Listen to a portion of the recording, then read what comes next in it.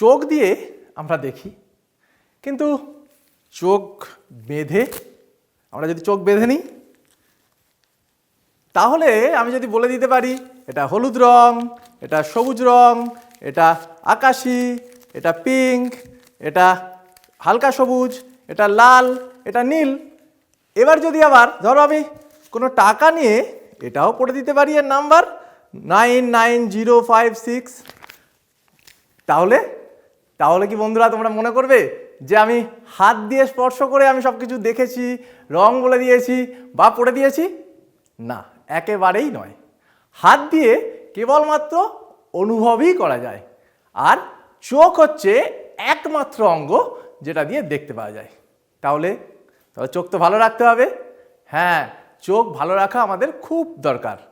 আমরা সকালবেলা উঠেই জল ঝাপটা দিয়ে চোখ পরিষ্কার করতে হবে।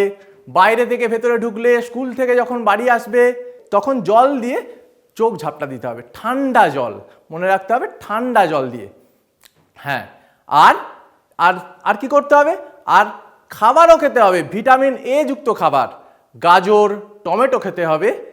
আর তারপর আর অবশ্যই চোখ তোমাদেরকে ভালো রাখতেই হবে। আর চোখ ভালো রাখতে গেলে মোবাইল, টিভি একেবারে দেখা তো যাবেই না। আর যদি এই পড়াশোনা সম্পর্কেও কোনো ভিডিও দেখতে হয় তাহলে ঘরের লাইট ভালো করে জ্বেলে দূর থেকে দেখাই ভালো।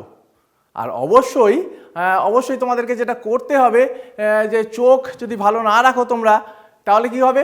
তাহলে চোখে যন্ত্রণা হবে।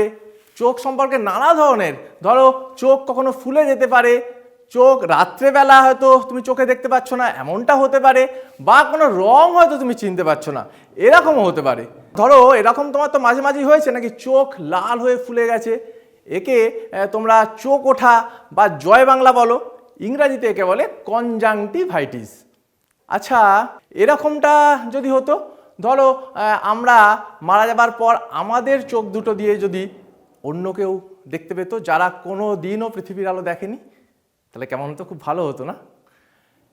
এই জন্য কিন্তু তোমাদের এখন থেকেই চোখ ভালো রাখতে হবে। আর তাহলে এখন থেকেই লেগে পড়ো চোখ ভালো রাখার কাজে। আর অবশ্যই ওই প্রথমে যেটা বললাম, চোখে বেঁধে, ওই ট্রিক্সটা চোখে বেঁধেও নাক আর চোখের ফাঁক দিয়ে কিন্তু দেখা যায়। এটা কিন্তু নিজেরা একবার প্র্যাকটিস করো, আর বন্ধুদের জানাতেও ভুলো না কিন্তু।